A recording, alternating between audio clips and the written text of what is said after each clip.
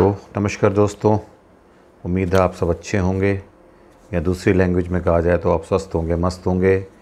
तो आप लोग के बहुत सारे इनपुट्स आ रहे हैं, आप बहुत सारे क्वेरीज़ को रेज़ कर रहे हैं।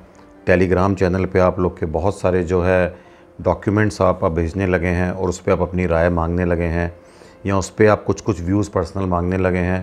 और बहुत सारे लोग टेलीग्राम की पर्सनल विंडो पे आकर के भी जो अपनी क्वेरीज़ को रेज़ कर रहे हैं। कोशिश पूरी होती है कि उन एक एक रिप्लाई को जो है, एक एक क्वेरी को रिजॉल्व किया जाए अप टू योर सेटिस्फेक्शन। लेकिन कहीं ना कहीं प्रोफेशनल कमिटमेंट होने की वजह से थोड़ा सा डिले हो जाता है, कभी कभी हो जाता है, तो उसके लिए माफ़ी चाहता हूँ। बट कोशिश पूरी होती है कि आप एक क्वेरी का प्रॉपर जो है उसका रिजोल्यूशन दिया जाए। तो कुछ लोग के इनपुट्स जो हैं हमारे यूट्यूब पे भी आ रहे हैं, कमेंट्स की फॉर्म में आ रहे हैं, और आप लोग बहुत सारी राय दे रहे हैं कि किस टॉपिक को टेकअप किया जाए, कुछ टॉपिक को ना किया जाए। कहीं ना कहीं कुछ वीडियोस में कोशिश की गई है कि आपके कुछ क्वेश्चंस को टेकअप करके एक केस स्टडी की तरह बना करके आपको इनपुट्स दिए जाएं। तो अभी दोस्तों कुछ क्वेश्चंस ऐसे आए हैं जो क्वेश्चन थोड़े डिफरेंट हैं, इंटेलेक्चुअल लेवल के हैं, बट वो कहीं ना कहीं से इंडस्ट्री से कनेक्टेड हैं।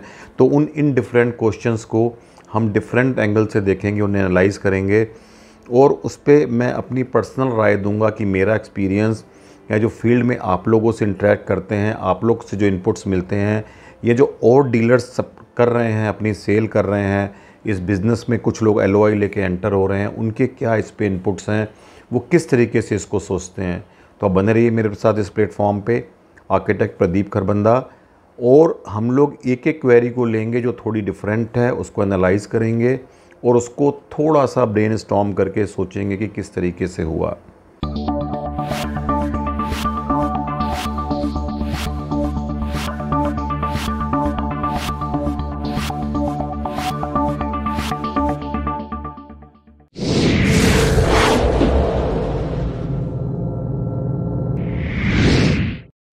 तो पहला क्वेश्चन दोस्तों ये आया है, कुछ लोगों ने पूछा है, ये इनपुट्स उनके इस बेसिस पे भी आया है जो मैंने कुछ साल में पहले एक वीडियो डाली थी, फ्यूचर ऑफ पेट्रोल पंप्स, जिसमें इलेक्ट्रिकल और इलेक्ट्रॉनिक व्हीकल्स की बात की थी कि इसका जो है आने वाला समय का फ्यूचर है।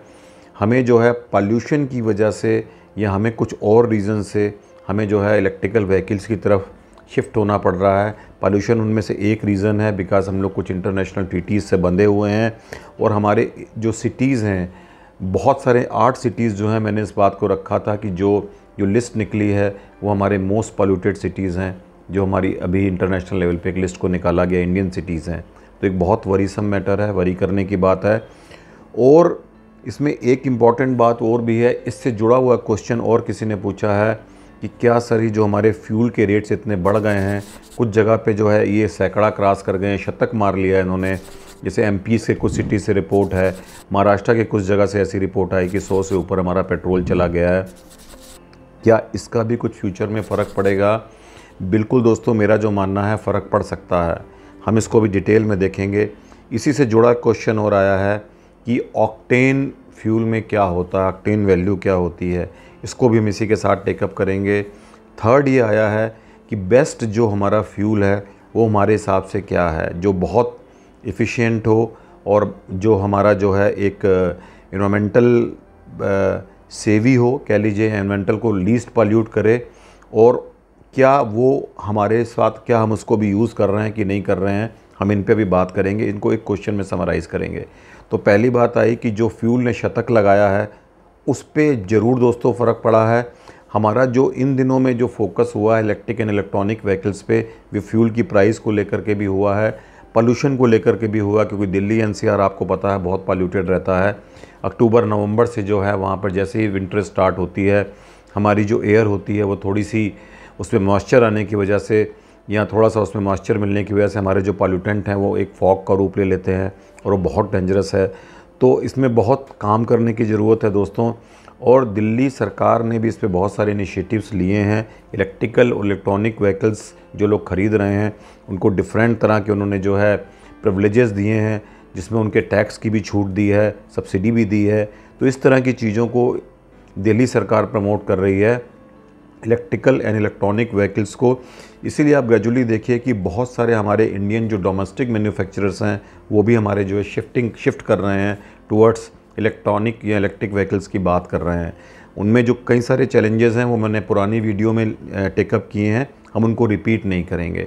बट सर्टेनली जब प्राइस ऑयल का बढ़ता है, फ्यूल का बढ़ता है, तो बहुत सारा हमारा जो मेजर जो एक चंक है वो यहाँ पर मिडिल क्लास का है, उनको यहाँ पे जो है थोड़ा सा कंसर्न होता है कि हम कोई ऐसी गाड़ी लेकर के चलें जो हमारी जो है इकोनॉमिक हो, एफिशिएंट हो।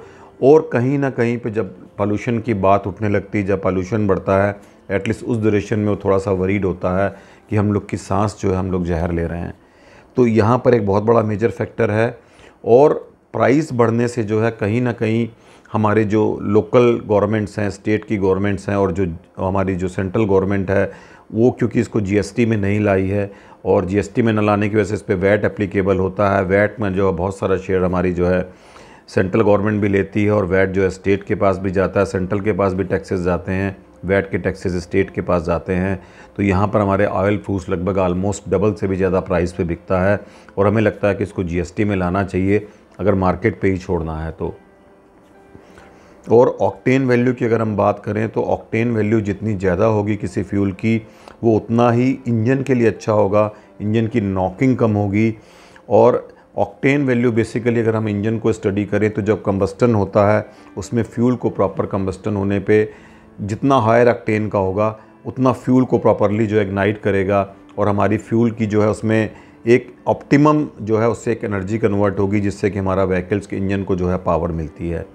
Higher octane means better fuel. तो अभी जो हमारे पास फ्यूल आ रहे हैं बेसिकली वो 89 ऑक्टेन से लेके 91 के जर्नल आ रहे हैं। तो 91 के ऊपर जितने भी फ्यूल्स हैं, चाहे उन्हें स्पीड कहें, चाहे हम अलग अलग नामों से हर कंपनी उनको जो है कॉल करती है, तो ये सारे हायर ऑक्टेन के फ्यूल हैं। और अभी इंडियन ऑयल ने लेटेस्ट जो है मुझे लगता है 100 ऑक्टेन का कहीं पे एक फ्यूल लॉन्च किया है, जिसकी कॉस्ट बहुत ज़्यादा है, बट इससे कोई माइलेज का फ़ायदा नहीं होता, मीलेज का फ़ायदा नहीं होता। इससे बेनिफिट होता है, इंजन की लाइफ को फ़ायदा होता है। और जो हाई एंड बाइक्स हैं, जो हाई एंड व्हीकल्स हैं, उनमें जो है ये फ्यूल रिकमेंडेड होता है। और नॉर्मली तो जो हम लोग फ्यूल लेते हैं, मैंने उसका ऑक्टेन आपको बता दिया है। और अभी दोस्तों बात हो रही है जो हम लोग फ्यूल बाहर से जो क्रूड ऑयल इंपोर्ट करते हैं उसकी कॉस्ट बहुत बढ़ रही है। हमें जो है अभी आपको पता होगा सऊदी अरेबिया से हमारा एक मेजर जो है, हम जहाँ से इस कंट्री से इंपोर्ट करते थे वहाँ हमारा बहुत ही जो है एक बेसिकली बिजनेस डिस्प्यूट टाइप का हो गया है, बिकॉज जो ओपेक कंट्री हैं वो प्राइस फ्यूल के बढ़ाते जा रहे हैं, क्रूड ऑयल के प्रोडक्शन कम करते जा रहे हैं। इंडियन गवर्नमेंट ने कई बार उनसे रिक्वेस्ट भी करी कि आप जो है प्रोडक्शन बढ़ाइए और प्राइस को कम करिए, but due to some other reasons यहाँ पे एक टशन हुआ, और इंडियन गवर्नमेंट ने इसका अल्टरनेट सोचने के लिए, क्योंकि हमारा बहुत सारा पैसा जो है 80% हम इंपोर्ट करते हैं और 20% करीब हमारे यहाँ होता है, जो कि हमारा डोमेस्टिक कंजम्पशन अगर आप देखिए ONGC और ऑयल इंडिया लिमिटेड जो करती है वो भी हमारा जो है ग्रेजुअली गिर रहा है। हमें इसमें बहुत काम करने की ज़रूरत है दोस्तों। डोमेस्टिकली क्या हम इस पर इंडिपेंडेंट हो सकते हैं, मुझे इस पर बहुत ग्लूमी पिक्चर दिख रही है। बट अगर हम एथनॉल मिक्स कर सकते हैं, जिस पे जो जैसे कि गवर्नमेंट की पॉलिसीज़ है कि 2030 तक पहले उनकी पॉलिसी थी कि हम इसमें जो है 20% एथनॉल हम पेट्रोल में मिक्स कर देंगे। अब उन्होंने इस टारगेट को 2025 तक कर दिया है। अच्छी खबर ये है कि एथनॉल की अभी जो मिक्सिंग की रिपोर्ट आई है, जो पहले क्वार्टर में आई है, मैं अगर कहूँ दिसंबर से लेकर के अभी तक आई है 4 महीने की, उसमें हमने जो है लगभग 7.5% का एवरेज जो है एथनॉल को मिक्स कर लिया है। और बहुत सारे आरओज़ को आपको मिलता होगा कि एथनॉल इतने % है इसमें हमारे जो पेट्रोल में है। और यहाँ पर एक बहुत बड़ी बात है कि एथनॉल क्योंकि हमारा बायो प्रोडक्ट है, वो हमारे एग्रीकल्चरल सेक्टर से जुड़ा होता है। अगर हम अपने फ्यूल को एग्रीकल्चर सेक्टर से जोड़ लें, जो कि हमारे ministry of road transport highway के जो मिनिस्टर हैं श्री नितिन गडकरी जी, उनका भी यही सोचना है कि एग्रीकल्चर को अगर हम फ्यूल से जोड़ लें तो हमारा पूरा जो ये सेक्टर है बूस्ट कर जाएगा।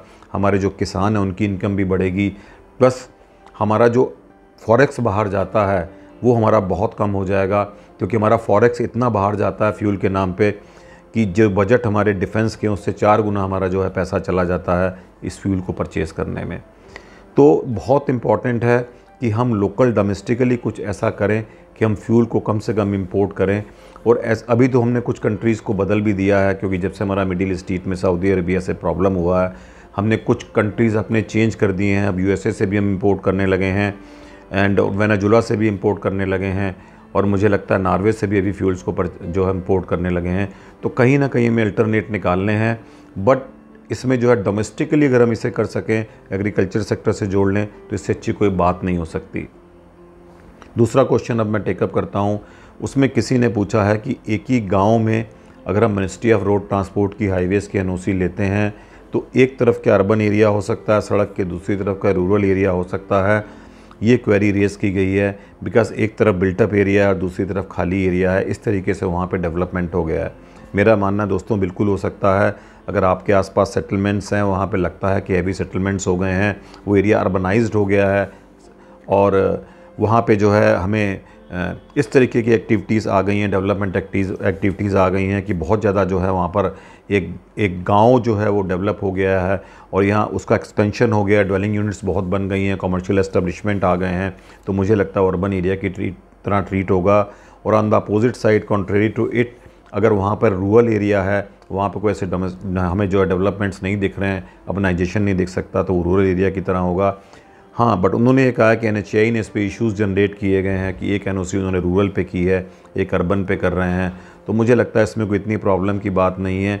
गांव एक हो सकता है, बट अगर उनकी एलएचएस और आरएचएस का फ़र्क पड़ता है तो कई जगह हम ऐसा देख सकते हैं कि जहाँ पर एक तरफ जो है बहुत सारे डेवलपमेंट है और एक तरफ नहीं है।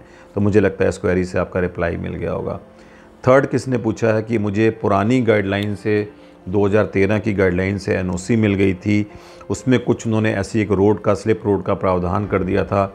अब नई गाइडलाइन में उनको इसमें रिलैक्सेशन मिल रहा है, तो अगर वो दोबारा एनओसी लें तो उनकी जो फ़ीस उन्होंने जमा की है, लाइसेंस फ़ी, वो क्या एडजस्ट हो जाएगी? दोस्तों मेरा इसमें ये मानना है कि आप नई गाइडलाइन पे उसको अप्लाई कर दीजिए, मॉडिफाई करा सकते हैं और इसमें फ़ीस, लाइसेंस फ़ी एडजस्ट हो जाएगी। Because licence fee, processing fees हो सकता है आपको दोबारा देनी पड़े। लाइसेंस फ़ी एक लाइसेंस है हाईवे को यूज़ करने के लिए, किसी भी पेट्रोल पंप के लिए या प्रॉपर्टी के लिए। अगर वो लाइसेंस फ़ी आपने एक बार जमा कर दी है, क्योंकि वो यूज़ करने का लाइसेंस है, और आप उसको नए टर्म्स पे, नई गाइडलाइन पे अगर मॉडिफाई कराना चाहते हैं, उसी सेम लाइसेंस फ़ी को एडजस्ट करते हुए जो भी इस कैलेंडर ईयर में उसमें बढ़ोतरी हो रही है 5% के हिसाब से, वो आप पे करके जो है दोबारा अप्लाई कर दीजिए। कोई बेनिफिट है तो उसको ज़रूर लीजिए। श्योरली मुझे लगता है लाइसेंस फ़ी एडजस्ट हो जाएगी, पुरानी रिसीप्ट को लगा दीजिए, इसमें कोई बड़ी बात नहीं है।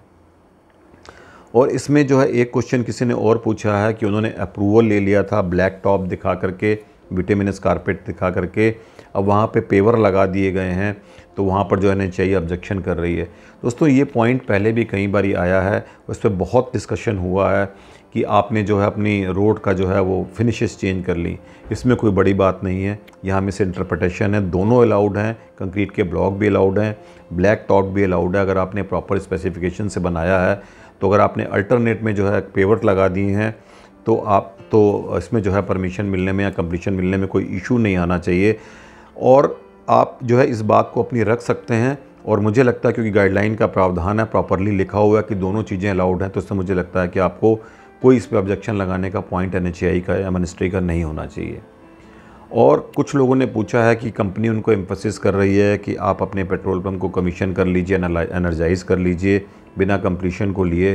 दोस्तों मुझे लगता है कि इसमें क्लैरिफिकेशन आ चुका है कि अगर आप 2 साल के अंदर आप जो है कंप्लीशन को नहीं लेते तो आपको दोबारा लेना पड़ेगा, बिकॉज गाइडलाइन में ऐसा कोई प्रावधान नहीं है। और हमने इस चीज़ को बार बार डिस्कस किया है, इस पर एक मैंने वीडियो भी बनाई थी कि आपके एनओसी वैलिड है 2 साल से, अगर वो 2 साल से ऊपर हो गए तो बिल्कुल क्लियर कट इसमें जो है क्लैरिफिकेशन आ चुका है कि आपको दोबारा जो है उसमें जो है अप्रूवल लेना है और फिर आपको उसके साथ साथ कंप्लीशन भी दाखिल कराना है। तो बात बड़ी अजीब सी, बट ये फैक्ट है। और इसमें जो दोस्तों एक क्वेश्चन किसी ने पूछा है, उनकी ज़मीन है, उसके बीच में रोड और उनके बीच में जो है एक सरकारी ज़मीन है जो कि एंसेस्ट्रल उनके कब्ज़े में है, तो इस पे जो है उनको एलओआई नहीं दे रही है। जो ओएमसी है वो उनसे कह रही है कि आप इस पे पहले अपने राइट्स लेकर के आओ या कहीं से क्लैरिफिकेशन लेके आओ कि ज़मीन आपकी ओनरशिप में है और तभी हम जो है इस पे एलओआई देंगे। तो मुझे लगता है अगर आपने एंसेस्ट्रल उस ज़मीन को ऑक्यूपाई किया हुआ है तो एडवर्स पोजेशन का भी केस है ये, और ग्रेजुअली जो है ईजमेंट्री राइट भी है आपका उसको यूज़ करने का, भले ही वो आपकी ओनरशिप में ना हो, पोजेशन तो आपका है ही। तो मुझे लगता है कि इसमें आपको शायद क्लैरिफिकेशन मिल जाना चाहिए और इसमें आपको एनओसी मिल जानी चाहिए, बिकॉज आपके पोजेशन में है, वो कई सालों से एंसेस्ट्रल प्रॉपर्टी बता रहे हैं।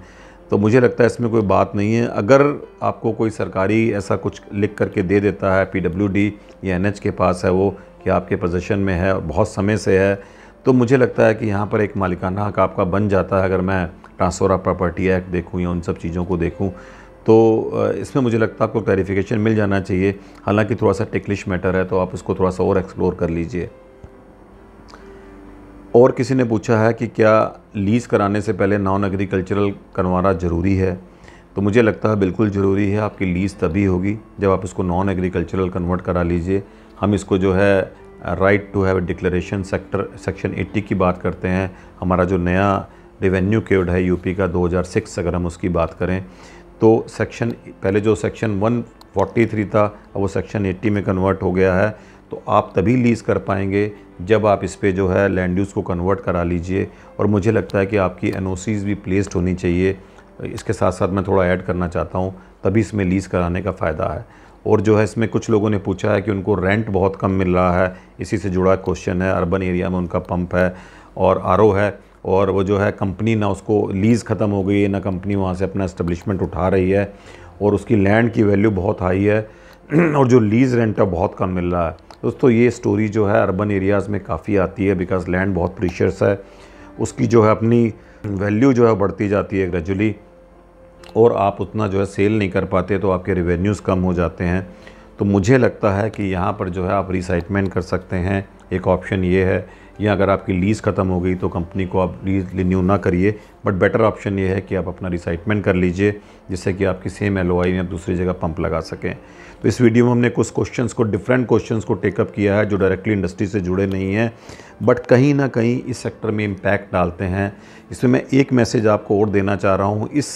इसमें जो ये फील्ड है, चाहे हम पेट्रोल पंप लगाना चाहते हैं, फ्यूल स्टेशन लगाना चाहते हैं, बहुत वैक्यूम है, लोगों को क्लियरिटी नहीं है कि क्या डॉक्यूमेंटेशन है, कैसे अप्लाई करना है, कौन सी कंपनी अच्छी है, और किस तरीके से एलओआई को लेना है, और किस तरीके से हमें कंस्ट्रक्शन कराना है, और किस तरीके से हमें जो आगे जाके फ्यूल स्टेशन को चलाना है। तो ये एक पूरा प्रोसेस है। अगर इसको आप समझना चाहते हैं तो इस चैनल की डिफरेंट वीडियोस को देखिए। कोशिश पूरी हो रही है कि सारे टॉपिक ग्रेजुअली कवर हो जाएं और आपको इसमें से जो प्रॉपर एक रिजोल्यूशन मिले आपकी क्वेरीज़ का। मैंने फिर से कहा कि ये चैनल आपका मकसद कंसल्टेशन देना नहीं है, आपकी प्रॉब्लम को रिज़ॉल्व करना है। और बहुत से लोगों ने ऐसा बोला है कि अब इंडिविजुअली लेवल पे वो जो है कुछ हेल्प चाहते हैं, तो मेरी कोशिश होगी मैं जल्दी एक व्हाट्सएप नंबर जनरेट करूं और आप लोग को, कुछ लोग को उसमें जो है कुछ नॉमिनल चार्जेस लेकर के उनको अपने ऊपर लेकर के उनको जो है व्हाट्सएप के थ्रू या उनको जो है एक डिजिटल मीडिया के थ्रू उनको जो भी गाइडेंस है, जो भी उनको एक कोचिंग है, डिजिटल कोचिंग है, वो दी जा सके, जिससे कि उनकी प्रॉब्लम्स को रिजॉल्व हो सकें। इस पर हम लोग वर्किंग कर रहे हैं, जल्दी भी लगता, बहुत जल्दी लगता है हम इसको मटेरियलाइज़ करेंगे। तो बहुत सारे इश्यूज़ हैं, बहुत सारे इसमें जो है हमारी एनओसीज़ हैं, बहुत सारा लंबा प्रोसेस है। इनको समझने के लिए आप वीडियोस को ध्यान से देखिए, जिससे आपकी क्वेरीज़ जिनको पहले रिजॉल्व कर दिया गया है वो दोबारा ना आए। और इस चैनल को लाइक करने के लिए, सब्सक्राइब करने के लिए आपका बहुत बहुत शुक्रिया। अगर आप थम्स अप करेंगे तो बूस्ट मिलेगा अगली वीडियो बनाने के लिए। और इन वीडियोस को उनको ज़रूर शेयर करिए अगर आपको कोई एलओआई होल्डर लगता है कि वो डिप्राइव्ड है या बहुत एजुकेटेड नहीं है, क्योंकि हिंदीज़ में वीडियोस हैं तो शायद देख के एम्पावरमेंट मिले। आप लोग का बहुत बहुत शुक्रिया। Thank you very much.